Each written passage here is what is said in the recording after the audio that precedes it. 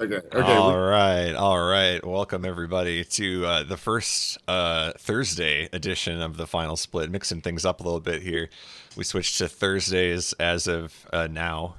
So I know. now you know. Now, in case you didn't, when you're here on Saturday trying to figure out where the show is, and you're watching us on YouTube or something, assuming I ever upload all the episodes, I was about to say. I'll get on that one of these days. But in any case, we are on Thursday nights now, so we appreciate those of you that showed up for the live show here. And I guess joining me, as always, in the red box with continually growing afro, we've got Spike Fujita, just taking up more of that webcam there. How's it going? Yeah, see, it's good. No, I plan on getting a haircut this weekend. That's gonna be great. It's There you gonna go. feel awesome. Was planning on it this week, but got a little sick. But don't worry, we will be taking up less of the webcam. It always looks like I chop half my head off whenever I do it. But Yeah. yeah, Yeah, I can't wait to see the before and after here. Might have to do a side by side or something. it'll be good. And joining us as returning champion in the green box, we've got Ghoul. Welcome back. Returning champion. I like the phrase. I just thought you guys couldn't get rid of me. Yeah, that's right. I think this is the first time. I think this is the first time we've had a guest come back right away, like the next week. I know we've invited guests back before to be guest hosts then again, but I think this might be the first time where we've kind of said like, all right, come on back. So So we're breaking welcome records back. already. There you go. Nice. And next week you're taking over the red box. It sounds like already. So What? Spike's going to be packing up and moving as you slowly move around the board here. Also, our guest this week in the blue box is the Crispy 22. Crispy, how's it going? It's going good. Going good. Just playing Yoshi. Yeah, and as Spike pointed out, you guys on the bottom there, you guys got the epic hair going on. So yeah, you guys are Or that guy. hair I will buddies. never Can you do get one of one. these things where like you like I don't know. You got What? Just point both Yeah, there you ways go. next time, We and just- you'll get it no matter what. There we go. Yeah, I don't know. I'm not sure what I was going for there. You're all pointing the wrong way Okay. now, but good enough. Whatever. All right. The Oh, webcam. Yeah, there you go. All right. Never mind. It was a bad suggestion. Well, there was. Okay. We'll get it by the end of the show. Okay, let's go. This was something we rehearsed. That was clearly Right? practiced. Very good. All right. Hey, it's all improv on this show. Well, guys, it's time to discuss our first topic of the day. The RPG limit break games have been decided. We've got a list of them, and the link is right there for those of you in the chat to take a look and follow along as well. But quite an interesting list of games selected, and I guess I'll just go ahead and throw the question out there. What do you think of the games list for RPG limit break? Spike, you want to start us off? Sure. Ghoul and I did a little prediction show for it. And the first thing you do have to point out, got to give a little bit of crap to my good buddy Puexel. Stated, not promised, but stated we were going to get a 120-hour schedule. It comes out it's about 103 hours. Which is a fair percentage less than what you thought was going to get. The fairest criticism you can throw out to him for that is, as soon as they figured out that math, because they had the schedule figured out for a week or so, they probably should have tweeted that out. They probably should have let some people know, hey, like 3 less games are going to be in this marathon. That doesn't sound like that much, but consider there's only going to be about 20 of them in it in the first place. As far as like specific games, the big things that of course jump out at you is no 3D Final Fantasy. All your Final Fantasy, you got Final Fantasy 1 for the NES, which is a surprise, honestly, in itself. FF4, FF6, FF Tactics is in there, which is probably a little surprising to me, honestly, less so to Ghoul. You've got a big number of people, like, obviously, you've got the Final Fantasy name in the marathon. You've got quite a bit of it, but there are a lot of Final Fantasy fans out there that don't relate to those games at all. You ask them what they know about Final Fantasy, they know FF7. They know Cloud and Tifa and Sephiroth and, the adventures of Midgar back in FF7, and they know beyond that. They know the 3Ds. They don't relate to FF6 and 4 at all. So you're saying no to a big audience there. Instead, you've taken a risk and you went with Lunar 2 for the PlayStation. I don't know if necessarily that's a criticism or not. because it's a choice they made. They're saying, all right, well, all these Final Fantasies have been featured in AGDQs. We're gonna hopefully have more limit breaks in the future. Let's give an opportunity to a game that will never be in an AGDQ unless they really screw with the schedule in some way. Yeah. So, Ghoul, what are your thoughts on? Let's just look at the Final Fantasies, I guess, for now, since that's where Spike kind of took us there. What are your thoughts on the inclusions there or exclusions? I think it's a really fascinating choice because I think it's one of the first times that I can think of where a marathon states it's a charity marathon first and foremost, but they didn't limit itself to that. Like AGDQ, a lot of games get in because they expect to raise a lot of money. Well, Lunar 2 is probably not the draw they would have had if they had, say, Final Fantasy 9 or some of these other bigger name games. And so I think it's a really interesting decision by the committee to actually go with a lesser known game. Lesser known games that are still great RPG speedruns, but not necessarily the ones you would expect, for donations. Yeah, and Spike and I were kind of talking about this earlier in the week, just looking at the Final Fantasy inclusions, and that it's interesting that 4 and 6, these are games that have made it into the GDQs themselves. And then if you ignore those, the ones that are left are Final Fantasy 1, Mystic Quest, and Tactics. Very traditionally not the Final Fantasies that come to mind as far as this is the Final Fantasy that I would pick if I was limited to choosing so many of them. So it's interesting to see that some of these Final Fantasies are getting a chance again in a marathon like this. But yeah, it does maybe beg the question, where is the PlayStation slot for Final Fantasy, so to speak? Where's the 7, 8, or 9, something like that? But that's an interesting selection of Final Fantasy games there. I'm curious to see what the reception will be there. But aside from Final Fantasy, we've got some other interesting choices on the list here. I know one we kind of mentioned before was the Demon Rush popping up. Yeah. Again, it's the SDA meme that lives on. So if it is a meme, it is a 5-hour meme. It's and basically it's 5 hours.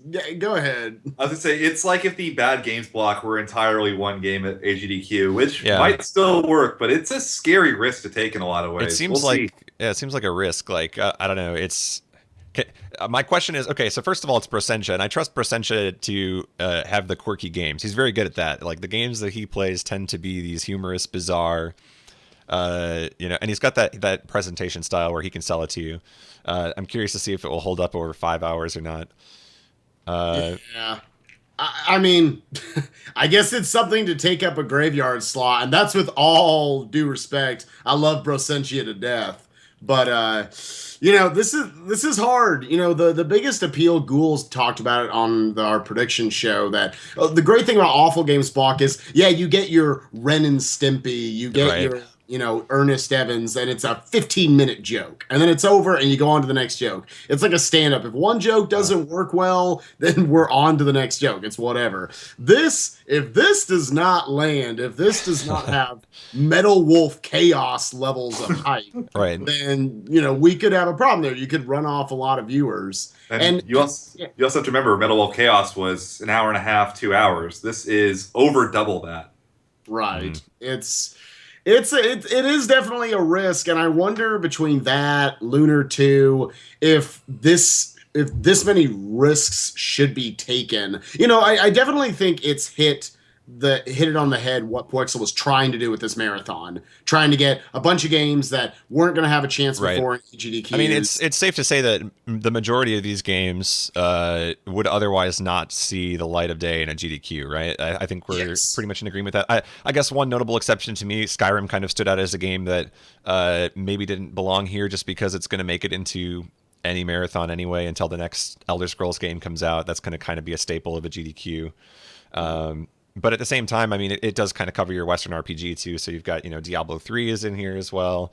I've got some newer games coming out into this list too. Child of Light making its appearance there on that list. So, I mean, from Mario and Luigi Superstar Saga, gotta love the hype behind that. Yeah. From my perspective, I think they've done a good job of covering all types of RPGs anyway. It's not, favoriting one series over another. I mean, obviously Final Fantasy is going to be kind of the series that always gets the most games, I guess you could say, from the list. But they've done a good job of just including lots of different ideas and consoles. I think they've done a fair job of spreading those out. So all in all, I think it's something like 30 or 31 games. Yeah. Yeah, probably about that many. The one other question I have to throw out there for us, how do we feel about, okay, so we said they're probably going to do a race for FF4. How about a four-way race for, a game with a fair amount of RNG in it? Did Puexel let the relay, the FF456 relay, go to his head a little bit to make this happen? Or, is this a good idea? I think it could be a good idea. I mean, in that it's a different way of seeing a race. It's not the kind of race we'd ever see in a GDQ, but even if there is RNG, I don't think that necessarily kills it for this at all. Sure. And especially when we're talking about, runners that'll be there that have played Final Fantasy IV but aren't going to be running this. Like I know Nitrodon has run Die Hard for Final Fantasy IV, which isn't the category being run, but I'm sure there's still enough crossover. And he said, he's like, Yeah, we're still calling it Die Hard. I like it. Yeah. He's gonna pick. I mean, he's like, yeah, I'll pick it up and take a look so I can help out with commentary for it. You've got a lot of names there that have played Final Fantasy IV and speedrun it very well. That would not be in the race. I think that's actually, if there was an RPG four-way race, I think Final Fantasy IV was by far the best choice. Sure. So.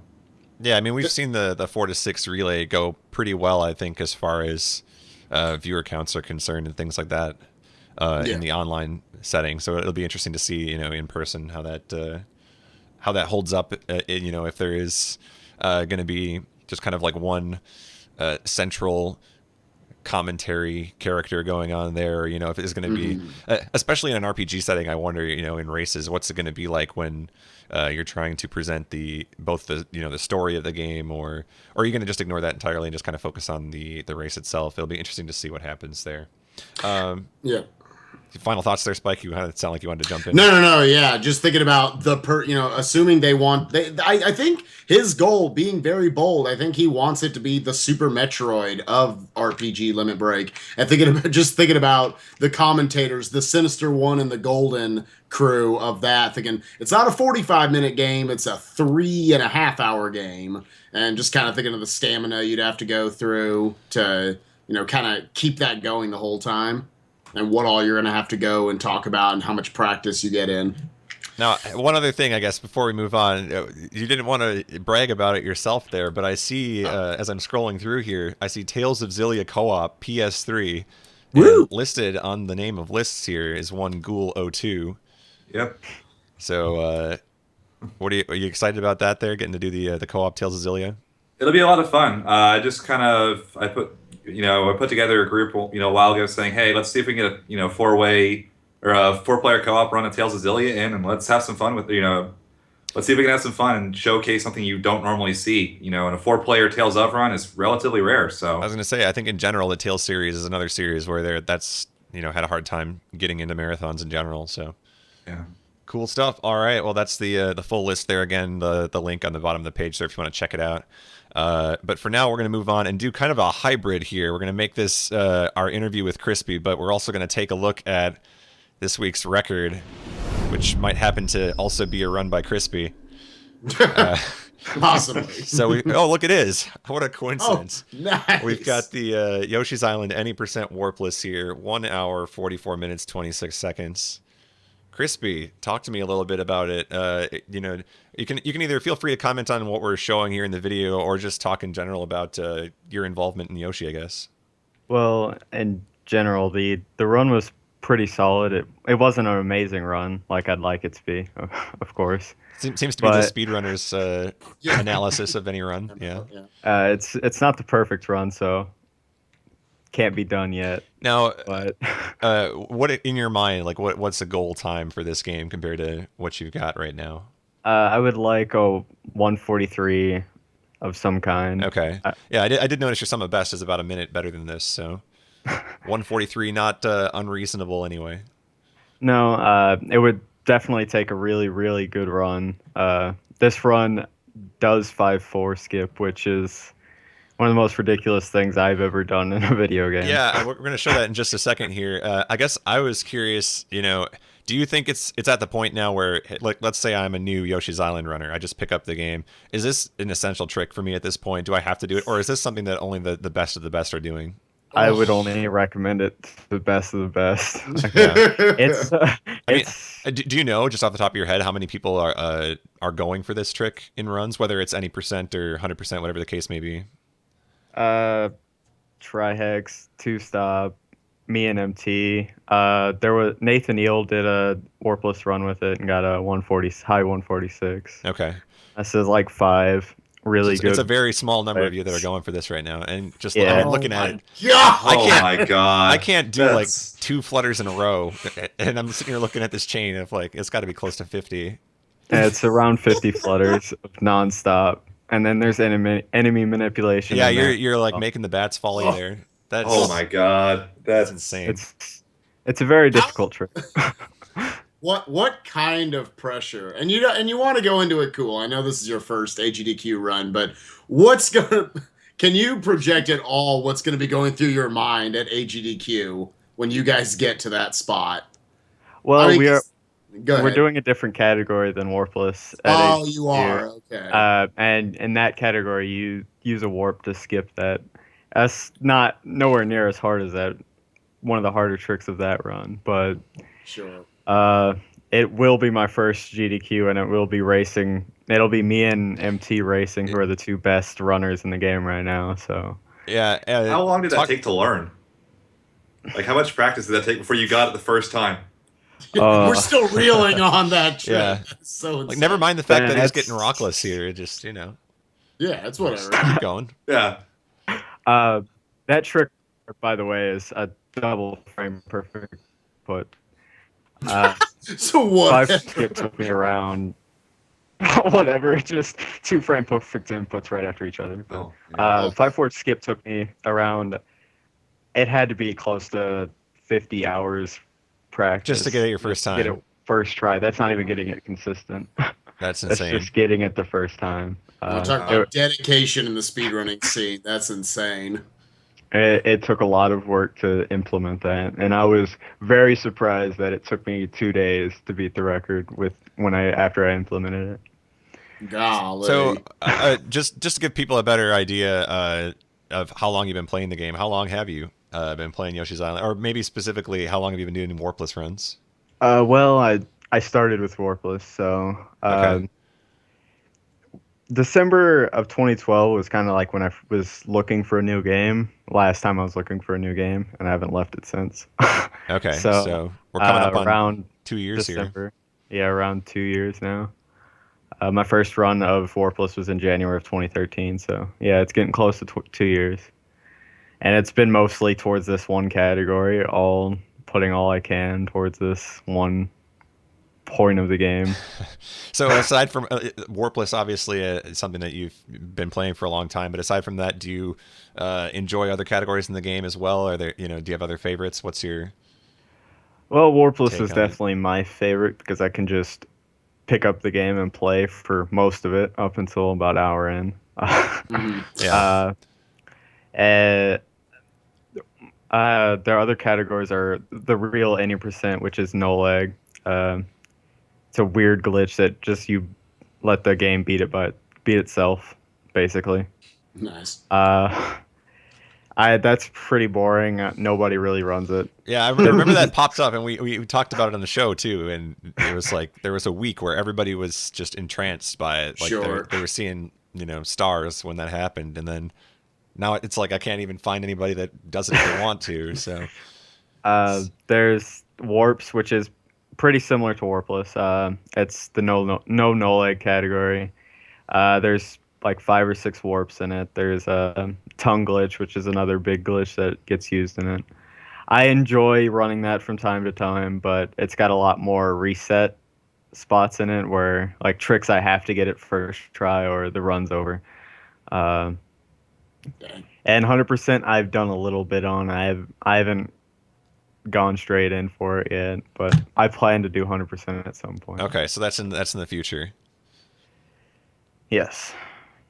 So looking ahead now, AGDQ coming up. I know you've been trying to get into GDQs in the past, submitting, and this is kind of your first chance here. Give me the smack talk or the prediction. There it is. This is what we tune in. Put for. yourself out there and sell me Well, on you winning the race. Well, I'm gonna trash MT. That's Yes, thank you. There we go. I was expecting this like athlete's answer. Yeah, it's like no, he puts in a lot of hard work. He's a great player. Yeah, I respect him a lot. We are. I do MT is respect him, but I will beat him. Okay, there we go. There we go. An interesting little fact: me and MT, if you add my no leg time and my warpless time, it's the exact same time. If you add MT's no leg time and his warpless. Oh, if you add your bests together, wow, it's exactly the same. That's crazy. He holds the warps record. I hold the warpless. So essentially, what you're saying is you're gonna go into his house and beat him at his own game. I like this. All right. So this should be the most hype race at AGDQ. Yeah. So just give us all a reminder here, if you know it anyway. I don't know. The schedule's been shifting so much, I can't keep track. But when, at the moment, do you know when the Yoshi's Island race is going to be? At the moment, I think it's going to be the 8th at 3 p.m. 8th at 3 p.m. Okay. That's what I think. By the way, your competition is in the chat now. It said you wish nerd. So we got I like this. I like this. This is the drama. Oh man, the Saul pregame storylines that we'll get to. We haven't even gotten to the stuff that we were going to say was drama on the show today. Like we've got to look at the next two topics and tell me. We're making drama. Yeah, that's right. We're making it right now. We're just deriving drama here. So that's what we do. Yeah. All right. Well, so I guess one other question I have for you is outside of Yoshi's Island, are there any future speedrunning plans? Do you have any other games in mind, or are you committed? Yoshi's Island is your game. I do want to move on at some point. I honestly don't know, because every time I try to start learning a game, I've kind of forgotten how to learn a game. I've played one game for so long. I can understand. So that, I get in the mindset. I get in the mindset of being like, I can either be really awful at this game, because you're gonna be awful at whatever game you decide to start. Sure. Or I could be one of the best in the world at Yoshi's Island. That's always the question. Yeah. How far do you want to go with it, for sure? How many questions? Okay, so if you don't know your next speed game, how many times in chat do you get a week? Do you know 100%? A few. Yeah, it happens. Is that is that? I'll be that guy. Is there any consideration for 100% somewhere down the line, or? There's definitely consideration for 100%. I'd like to do it after AGDQ. At some point, it's a lot to learn. Like it's a massive category. It's hard to explain how. Now, okay, here's another Yoshi's Island question I hear all the time. There's people who are convinced that 100% is the only way to play it, or that's the most interesting category. What would you say to convince somebody who's the firm 100% believer that maybe they should check out Warpless or check out any percent with warps? Well, the other categories are actually fast. We don't stop. Okay. Yeah, I mean, it's true. 100% is a lot of stop and go, right? Because you're lining up different kinds of egg shots and things like that. So. Yeah. Sure. What's cool about 100% is the egg shots, the ridiculous shots to hit something way off screen, scrolling the screen perfectly to hit something. But what makes 80% warpless and no leg really fun to do is it's really easy to get into a perfectionist mindset with a category like that. You can try to be as perfect as possible. And a category like 100%, you're not going to be perfect. No one's, you're going to miss right. You're going to miss something. So what also makes me good at a category like any percent kind of makes me bad at 100%, that kind of perfectionist mindset. But it's really 100% is a more entertaining category, but I think from a speedrunning perspective, it's more fun for me to play 80%. I've always had the opinion. Sorry, go ahead. I don't really know how to persuade somebody to not like 100% over 80%, because I can see the entertainment doing it. Sure. I mean, you're definitely talking about one of the better 100% runs out there. That, but even it like can teeter sometimes on feeling a little collectathon-y. You're almost going into too many side rooms, as opposed to, like you say, there's just this pure speed run about the any percent category, the warpless categories. So yeah, I can understand that. I'm looking forward to the fact that this is breaking the spell that people have had, that it can only be 100% that's shown at a GDQ over the years. Now we're getting a race environment for it. I think it's definitely, and you've got two pretty good runners to do it. So I think it's definitely Fairly set up for decent. success. They're all right. Yeah, I've heard a thing or two Looking about to him. it, So, world. all And right, Carl Swaggin doing the doing the commentary. commentary. Yeah, Yeah. should be Good good. stuff. All right, well, I'm gonna do this here. I'm gonna ask the chat to come up with some questions for you at the end of the show here. So keep those in mind, those of you that are watching in the chat, and we'll take some of your questions at the end. It's But all for gonna now, be everybody brace for impact. Oh God. It's time for real talk, and there's a lot of it today. So here we go. Diving right in, we've got ourselves a bit of a situation here with ESA as we are slowly learning here on the forums, beginning with an open letter from Edenall that basically kind of goes into detail about the question of ownership of ESA between Edenall and company as well as Ludendi. And then just a few hours ago, getting a message here in response from Svene with regards to Ludendi and kind of some of his perspective on the issue. There's a lot going on here. It is a big mess, but let's start somewhere, and maybe we'll kind of incorporate the chat's thoughts into this topic as well, because it's a lot to digest. I can't even say the words. I'm just like choking up. Thinking yeah. about like how am I going to reply to this topic? I'm just going to bring it up and throw it out there, and you guys can be the ones to talk about it.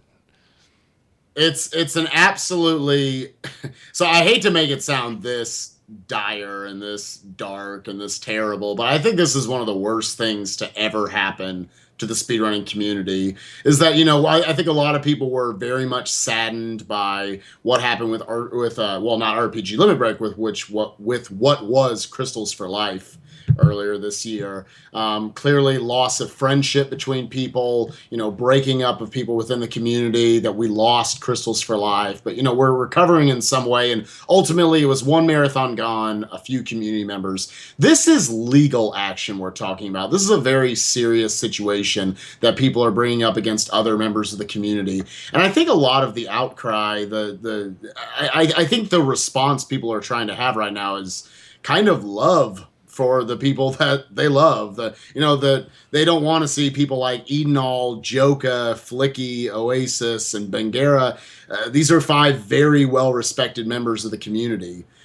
That being said, while it is probably easy for us to attack Svene, obviously he's had his share of issues, trash talk, conspiracy theories over the years. I do respect him for at least responding in some way finally on the forums, unlike the next topic we're going to go into, where we have no response. He is coming forward with it. That being said, it's not necessarily helping the situation. It feels like we're dodging the current situation of saying this is really about ownership of ESA and what ESA is now, to now it's about money laundering. I've never said. Go ahead. Go ahead. I mean, to be fair, I mean that if that is potentially an issue at hand, then this seems like the time and place to bring these kind of things up if this is really going to be the thread that kind of goes into these details. But it does kind of convolute the initial presentation, in my opinion. It seemed to me like at first the post was kind of to dictate, okay, this was the conflict between the people who ran ESA in 2014 and Ludendi trying to claim that they've always had ownership of it, and now it's kind of evolving or maybe even just changing direction and turning into accusations of money being held in private accounts, that kind of thing. So it's It's an interesting problem, to say the least. There's a lot there, but Gould, do you have any thoughts on it? I was going to say this like Spike said, this is actually really bad in a lot of ways that, speedrunning really has had in the last, year before this one. There were four big speedrunning marathons. There was SGDQ, AGDQ, ESA, and Crystals for Life. Crystals for Life is now gone because of all the issues with that. And now we're looking at major issues with ESA as well. That's a huge problem when we're talking about two of the four biggest premier events in speedrunning having issues of this scale. I don't know. That's something that you don't like to see in any community. When we're talking about that, it's not good in a lot of ways. And it's hard to know who's really at fault and who's right just because we don't know enough. Yeah, I mean, it certainly seems like not all the details are there just yet, but it does. I think the posts that we've seen so far kind of encourage other people to kind of step forward and back up other posts that have been mentioned. One of the questions that's kind of unanswered at this point is, were other people that were at that meeting kind of backing the same claims that some people were bringing up in the thread there? So it'll be interesting to see if people just kind of contribute to this more and maybe clarify some of the missing details at this point. But to your point, though, I mean, it really does ring a bell with what Crystals for Life went through. And now we're looking at Limit Break kind of being the rebirth of that next year already. So, I mean, in that case, we were able to kind of make it through a conflict, so to speak, and we still kind of emerged with a similar or almost identical marathon. Do we see kind of a future for ESA here? Do we think this is heading in a positive direction, despite all of the apparent negativity? Is there light at the end of this tunnel? If you're not in the middle of a court case, then yeah. Sure. Yeah. I mean, this is definitely something that needs to be taken care of. I would not blame those 5 members if there's a part of them that feels like they can't put together ESA if there are truly harming accusations against them and, again, possibly courtroom time of some sort. I hope that's not the case. Right. I definitely think, why are we seeing the post if that isn't in some way their intention? If ESA was just dying, I think they would find some way to take care of this behind closed doors like it has been. I think they want to make it apparent to people, listen, we want ESA 2015, 16, 17. We want these marathons to become a thing. We love providing a marathon that's not only for the European viewers out there, but something where we're going to try a second stream. We're going to try a pregame show. We're going to try all these different things out for the Western audience that maybe does get a little tired of the same thing with AGDQ and SGDQ all these years. So I think we're looking at ESA, in the future, but like I said, it is a rough situation going down right now, man. What do you think the chances are of a split here if, say, Team Ludendi wants to have their own European speedrunning marathon and Edenal and Co. do their own? Do you think that's a legitimate possibility if something can't be worked out, or do you think there's only going to be one ESA and what happens here dictates who gets control of it for the future? I think that's another question we'll have to ask a lot as well. Golly. It's tough to say. I mean, clearly both sides they have a vested interest in maintaining the ESA name. So it seems to me like maybe there's more of a concern over this current marathon as it is, rather than what the future direction will be. But I don't know. It's a sticky situation to say the least. Yeah. The biggest thing I want to say that I guess frustrates me all the way through is that, a lot of people are billing it as ESA versus Ludendi, and all that seems to be happening is ESA and Svene. And I would wonder for the rest of the members of Ludendi, it feels almost like it's Svene and then all these hooded figures or people in, the darkness behind it. Right. I would want to make sure who's representing me here. Right. Are we backing Svene? Is this, how do we want represented to everyone else in our community? Because in a lot of ways, Team Ludendi's name is getting slandered right now. And that was not a name that I think people had a negative connotation to a week ago. But all of a sudden, with all this mess coming up, is that what you want the rest of the speedrunning community viewing you as? And if it's not, I don't know. I mean, Svene made his post. He said, this does not reflect Team Ludendi. So we've heard two sides of the argument. I want to hear the third side. Sure. What's going on with Ludendi right now? Yeah, and I guess we'll kind of follow this as it continues the next couple of days, and if it's worth bringing up once we have more clarification on some things, we'll probably bring it up for a residual discussion next week. But yeah, just so that you guys are aware of kind of what's going on there, and we kind of encourage everybody to go and check out the thread. And there's a lot of information provided from both sides so far that have posted, and there's a lot of documentation to go through if it's a topic that concerns you in any way. There's a lot of information out there, but that is one half of the brick wall of drama this week. I guess we've got another one here. Speaking of brick walls, I didn't even mean to do that, by the way. I'm so tired. I just, ooh, brilliant. I love it. I love when I accidentally say something so good. All right. We're on fire today. Minecraft is the topic. So we're learning a lot about Minecraft, too, the last couple of days. What do you think about the state of the AGDQ Minecraft run? And maybe you want to fill us in a little bit as to what's going on here. Or do you want me to set it up? I can either way. Spike, do you want to explain it, or do you want to... Well, okay. Yeah. Okay.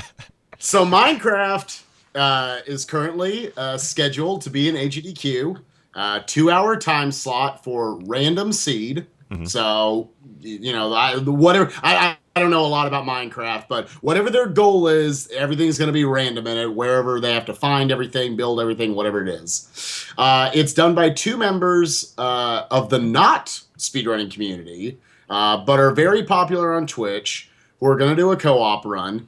And, when this was thrown out there back, when game submissions were first being thrown in, I was actually a defender of the 2 of them, saying, hey, you know what? It's also a charity marathon in addition to being a speedrunning marathon. It is a speedrun, and I don't like to feel that our community is in some way elitist on the whole, sure, and saying, like, we're not going to allow people in outside of our community to be a part of our marathon. Huh. Like, no, if people want to come in and support and do good speedruns, that they take seriously, that's fine. Well, okay, so let's just stop right there to kind of elaborate on that, because I do think that when Minecraft was first accepted into AGDQ, there were a lot of people who were quick to say, hey, you know what, this is something that I support. This is, these are 2 guys that are going to raise a lot of money for charity. They're going to, bring in the viewer count, and this is going to be something that is extremely beneficial overall for the event, whether or not it's a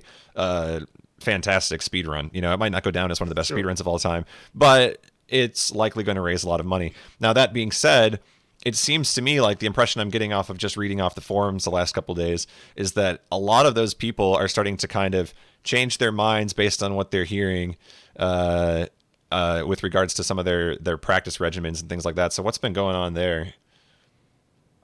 So I'll go from here. So basically, from what we know, since they got accepted, they have done 1, maybe 2 runs, and the 1 run they did was over a very bad estimate of 2 hours.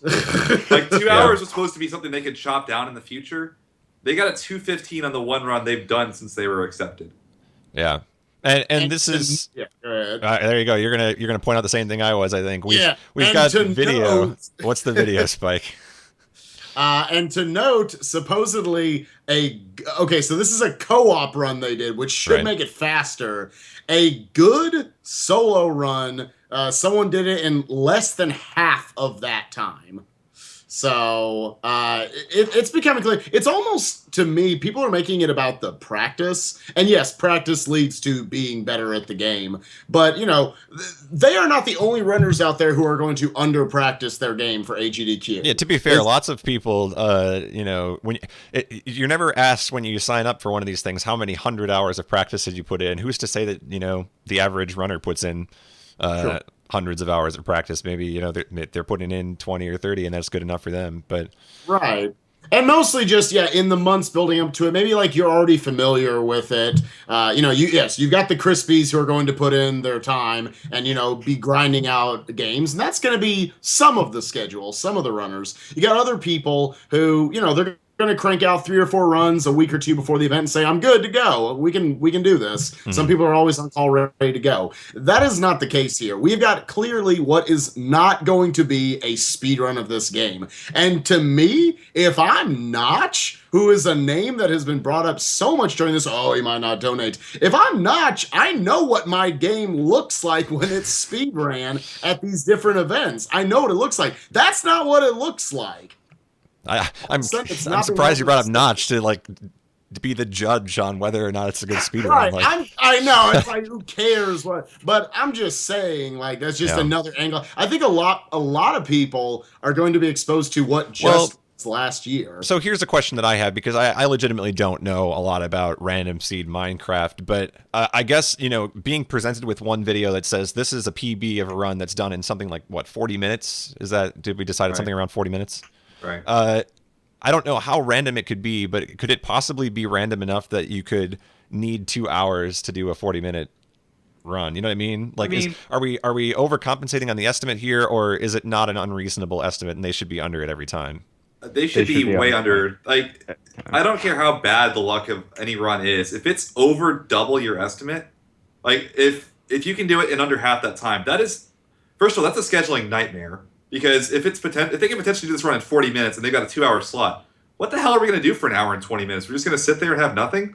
So that's a huge problem in and of itself. Beyond that, I can say, okay, we're probably going to get an hour, 20-minute run with luck. That's fine. Like, we can plan for that. But if they're that far over it where you could play the world record 3 times in the time it takes for one run, that's not something we really need to have. If you compare it to other games, I mean, would they allow a 4-hour run of 120 star? Would they allow a 3-hour 96 exit run?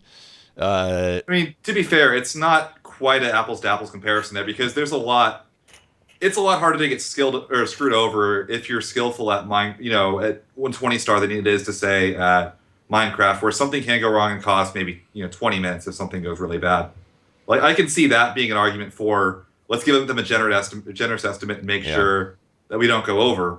But this is almost the equivalent of trying to sneak in a 230 120 star or something like that, and that's a problem. Well, I think I'd be more impressed by the 230, but go ahead. I was say, to be fair, though, I mean, one thing that I think is, just to play devil's advocate for a minute, one thing that I think is really cool about the GDQs is that they haven't, to this point, explicitly barred people from participating if they aren't the best in the world at the game. There's been a lot of cases where there's a game that, here's 5 or 6 people that are legitimately good at it, and then, amongst the top of the players, and any one of them can do the run, right? We might prefer to have, the person with the lowest time if a bunch of them offer it, but we're not opposed to allowing somebody who doesn't have the best time to participate. I mean, hell, I got to play Super Mario World, right?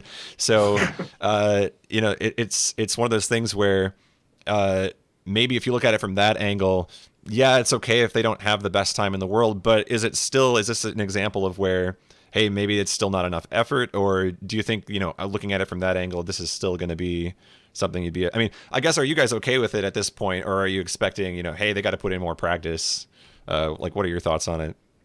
What would you say if somebody like of a high name game only did a couple runs before AGDQ, and they weren't even close to their estimate? They're over a generous estimate. Right. I don't know. The whole situation is kind of absurd to me, is the only way I can describe it. I mean, we're talking about so many other people that are being kept out of the marathon that, we're talking about a 2-hour time slot here. That's absolutely insane. I don't know. It's I mean, it's a tricky situation because obviously you can look at it and say, okay, this doesn't qualify as a speed run, and then there's the other angle of it. Well, it's obviously, no matter how good or bad they do, it's going to raise a lot of money. So it's very easy to look at it from the perspective of, well, if we include this, we're still going to make lots of money. That's a good thing, right? Thumbs up? Question mark. But at the same time, there's something to be said for wanting to preserve the speedrunning element of your speedrunning marathon. So. Right. That's the scariest thing. Sorry, I'm just gonna say this real quick. That's the scariest aspect of all this is, let's face it, it's gonna happen. Minecraft is gonna be an AGDQ. I know a lot of people want it kicked right now, but they're gonna find some way. They're gonna slap them on the wrist. They're gonna say, we're gonna put it in.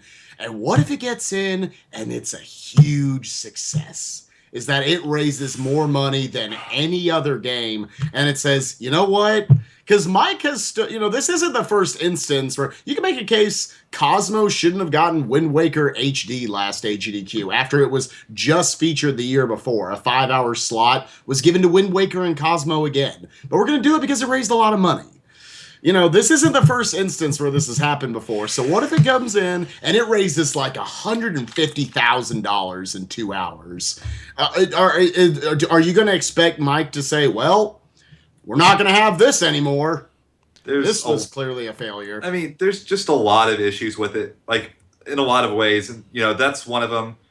The question is, if we bring in those 100,000 viewers, are they going to even understand what AGDQ is if they see two people just kind of mosey through Minecraft for 2 hours? Or are they going to actually see, are they going to actually see that and go, oh, that's what this is? These guys are, very good players. They've done this a lot. They know what they're doing. Or are they going to see two guys screwing around in Minecraft for 2 hours? And, at that point, does it become a speedrunning marathon or is it just a gaming marathon? At that point, let's throw the Melee finals inside the actual marathon because, that'll probably raise as much money as anything else will. And there's a lot of questions with that. And to me, one of the issues that I don't like about it is they haven't said anything in the forum post. And sure, they're going to get shit from Niglaria when they do that. Well, people are going to say, why is this a thing? But if they came in and said, okay, look, we understand that we might not be at the par, which they've said they know they are not ready for this run. What will it take for us to, at least be accepted? And right now, this is the run that I think the room will be almost empty for at AGDQ.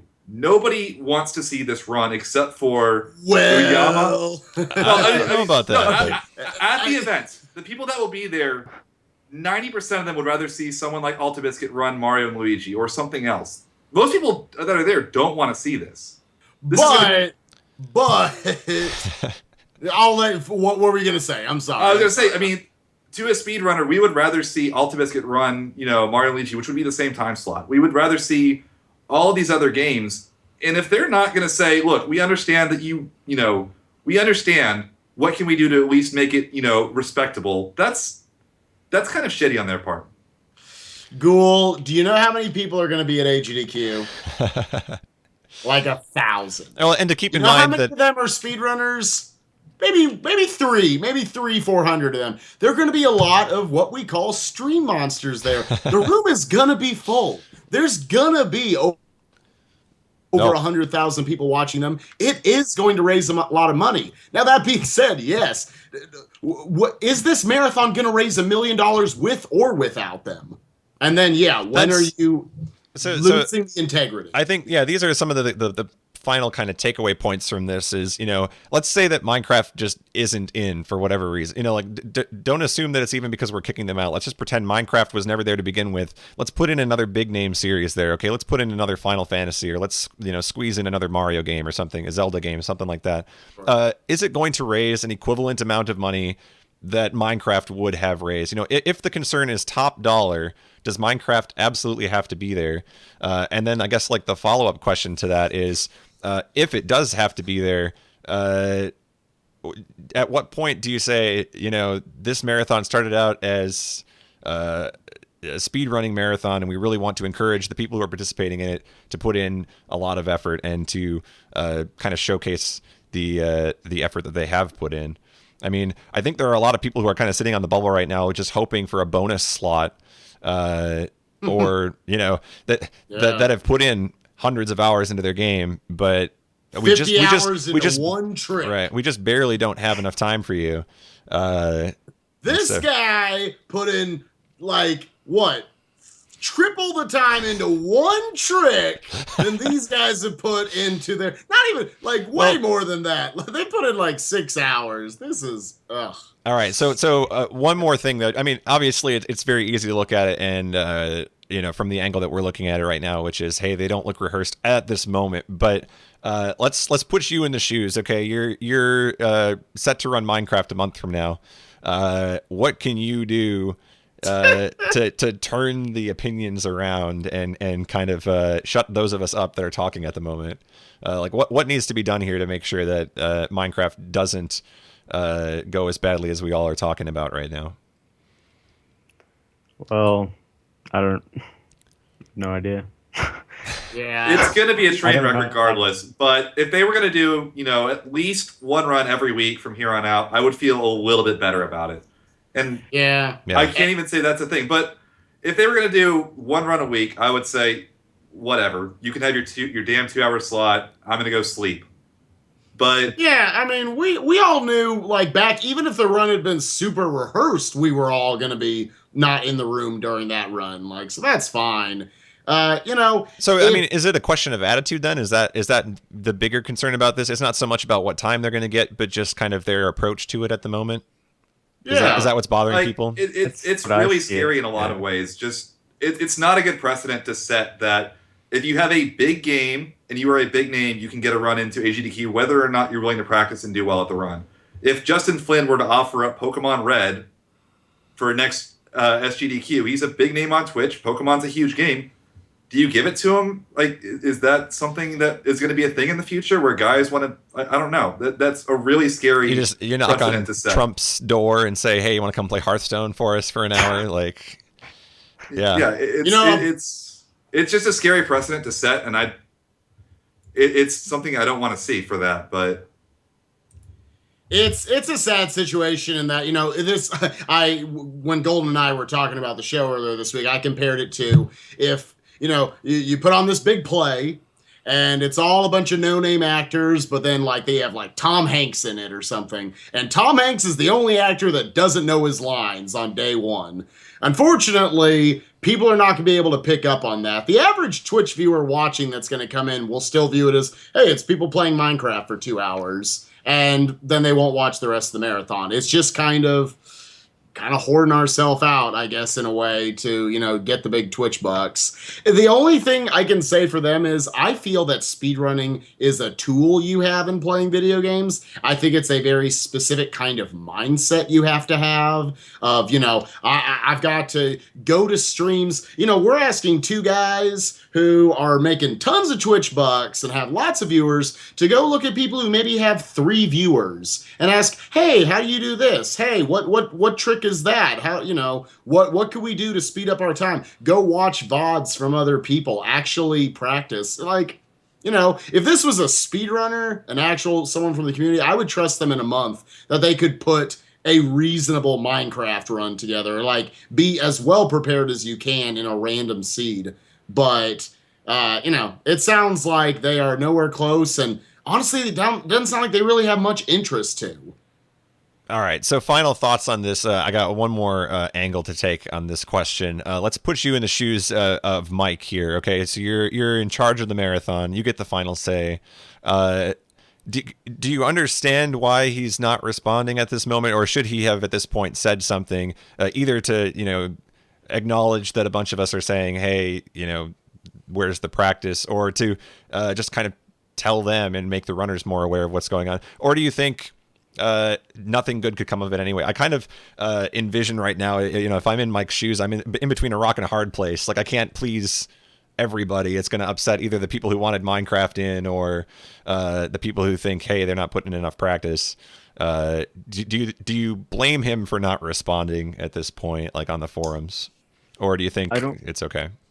I don't really blame him. He's in a pretty shitty spot right now. Right. Yeah. His job is to try to make as many donations as possible, and this is going to do it. This is one of those tools to do it. And yeah, these guys aren't putting in as much practice as the community would like, and he can see that. So, on one hand, he's got the money, and the other hand is the integrity of the community, and he doesn't. It's hard to make that decision.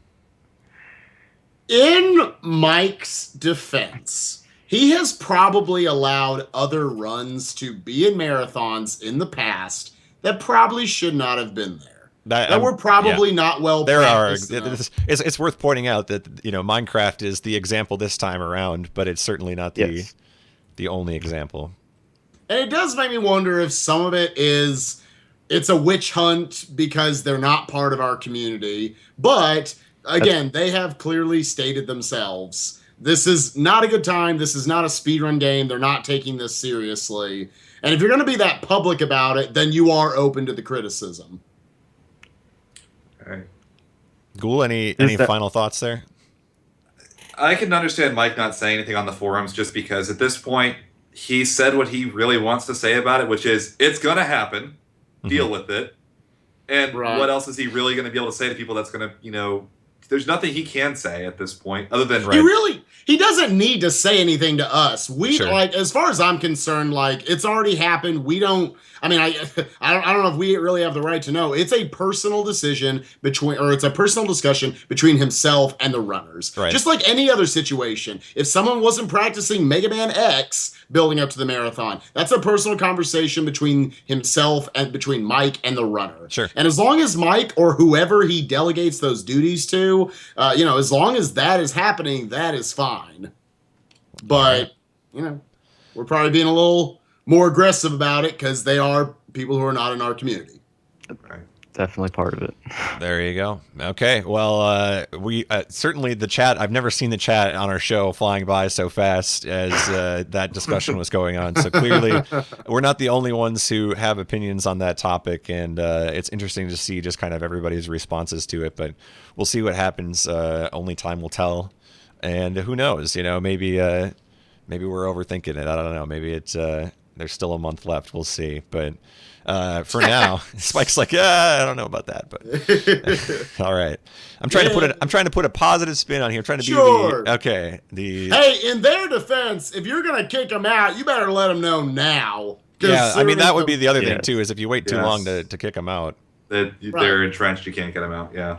And they probably don't know they're not well prepared enough to do this. Again, like we laugh about it, but. Again, Cody Miller, Halo, back in 2011. I've done runs of this before. I can do it again.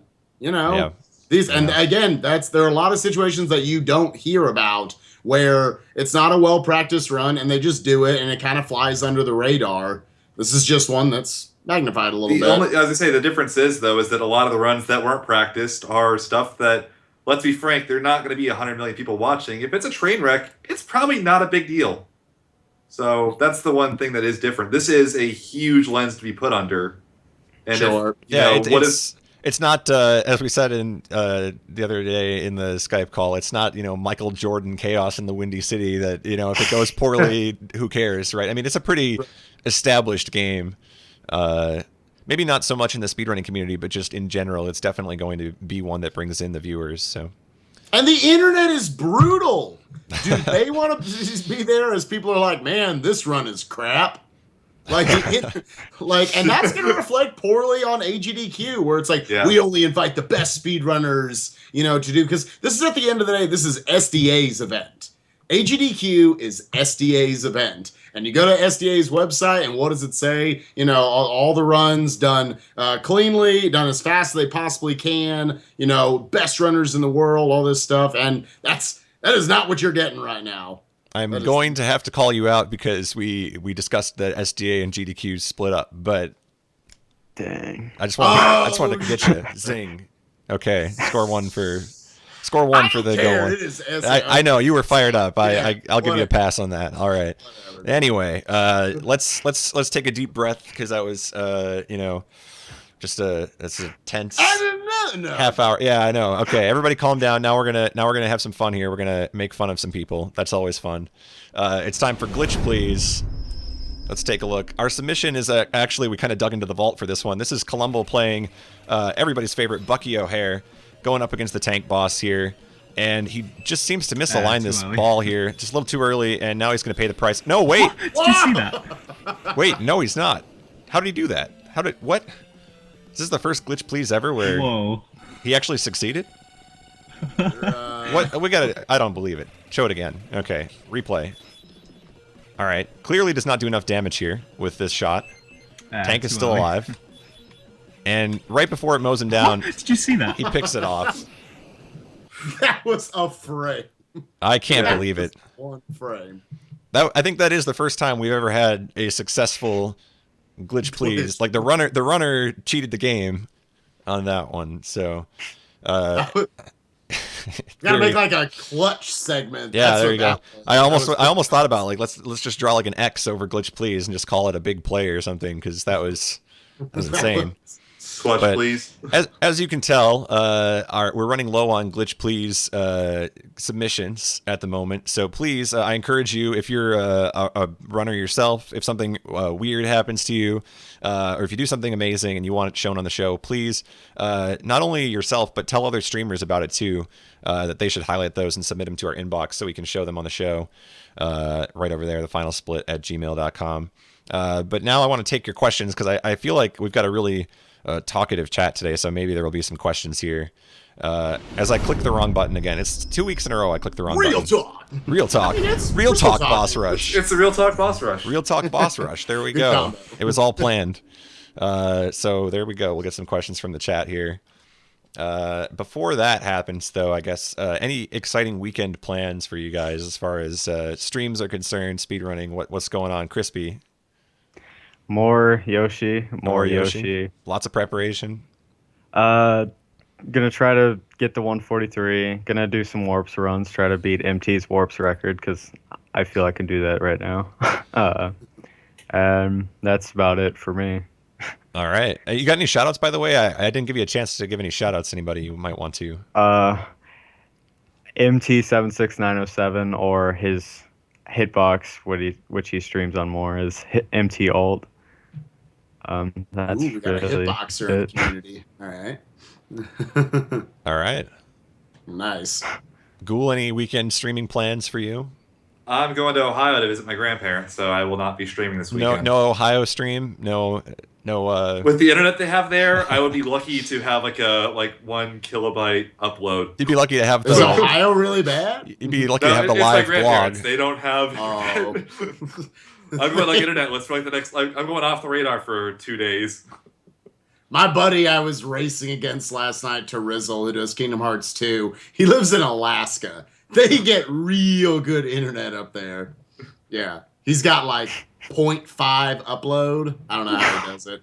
Oh So, man, yeah. I love that this is such like a modern day thing where we can look at that and just be like, oh, that's devastating. Like, you know what I mean? Oh, he's only got 0.5 upload. How does he live? Oh, he's got fiber. Ooh, I want to be him. Yeah, or he's got fiber. Yeah, what a lucky kid. Like, okay, Spike, any weekend plans? Yeah, I think I'll probably have my little, because since we don't have Final Split this weekend, do my little, I guess, raise a couple $100 to get to AGDQ this weekend. Just do a bunch of Kingdom Hearts, Donkey, Rayman, just throw a bunch of stuff together. Have yourself so a nice that could be fun. little mini marathon there. That should be fun. Yeah, it should be fun. I just got the new Omega Ruby Pokemon game. So Oh, nice. I'm gonna be. I don't have a 3DS capture because I'm really cool. So I'm gonna stream it with the webcam.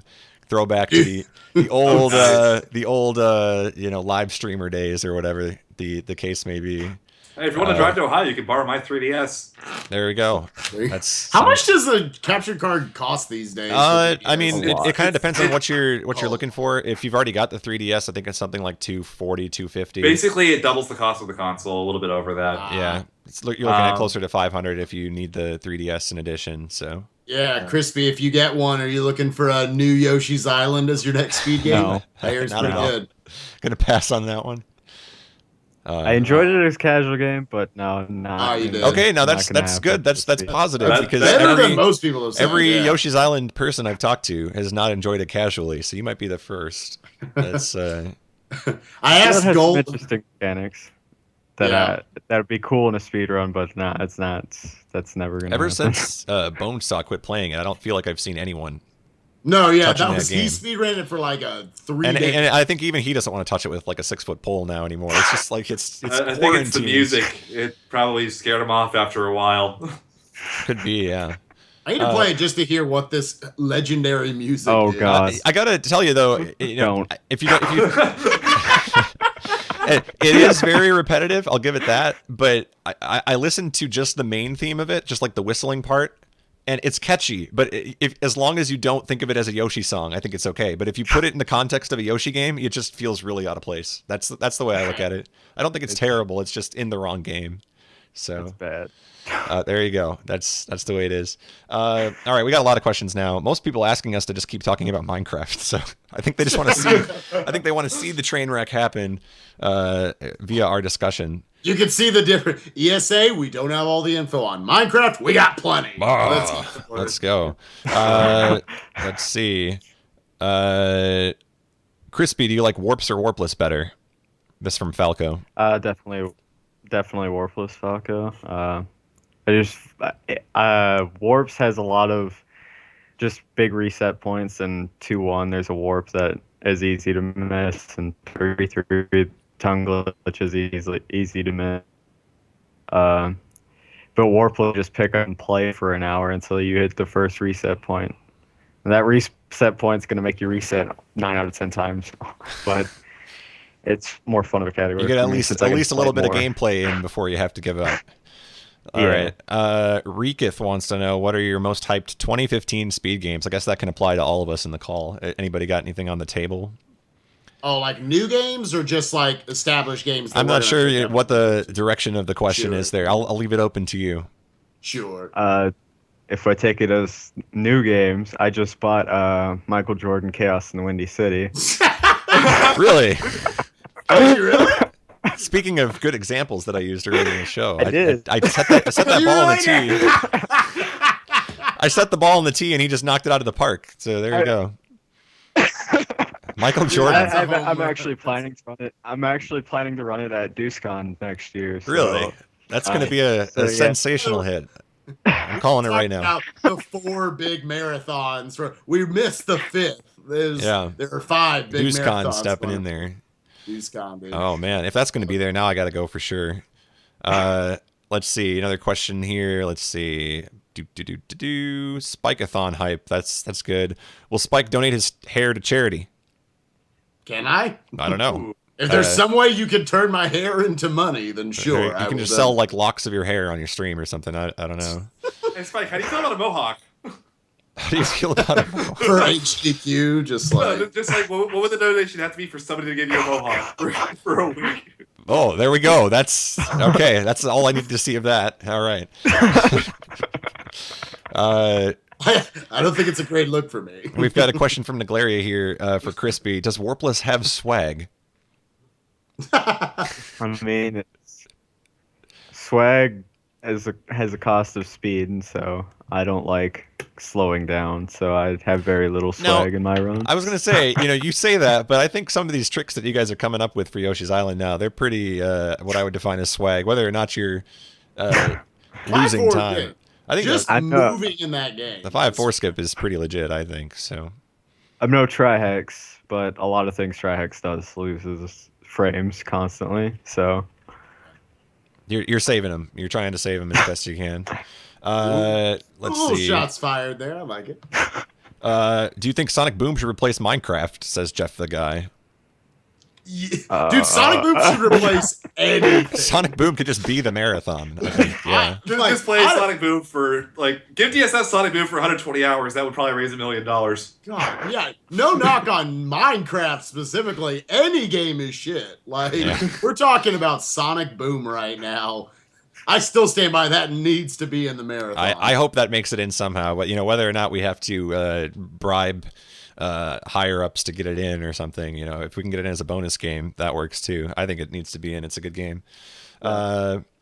Cool. Well, I think we've exhausted most of the questions here, so I guess we'll go to the speech. And unless one of you is really enthusiastic and feels so compelled to take the speech, I guess it's probably my turn. I don't know. Sure. Anybody? I could if you want to, but if you're volunteering, I hear I could, so I'm gonna pass. Of course, I'm not gonna give this Cool. speech. What you got, Go baby? for us. What do you got? Cool. all right. It probably sounded like I was pretty harsh when I said, nobody in the speedrunning community, the Minecraft thing is fine. And actually, as a whole, the speedrunning community is very accepting of outsiders. I really wasn't anything in speedrunning until about a year ago. I've kind of got into it from just watching streams, and then I started doing my own. I reached out to guys that were doing games I wanted to do. I've made a lot of great friends doing it. If you've been a stream monster and you said, maybe I could pick up this game, seriously, give it a shot. It's not nearly as bad as you might expect. We are not nearly as elitist as we might seem. After everything we said on today's show, we're friendly, accepting, warm. Yeah.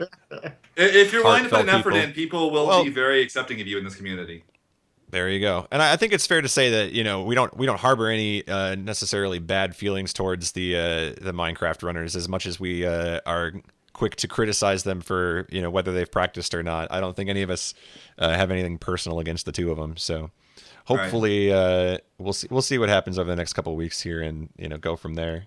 But I think that's it for our show today. Next week, again, reminder, we have switched to Thursdays now. It's not just a one-time thing. So we'll be back next Thursday with another episode here. As we kind of wind down here, this is going to be like the AGDQ month of shows. We're going to try to get some more guests on that will be doing runs in AGDQ, kind of a little bit of a preview month here. So hopefully you'll join us all for that. But I think that's pretty much it. Of course, I can't end the show until I tell you that your run is not over until you hit the final split. So we'll see you guys next week.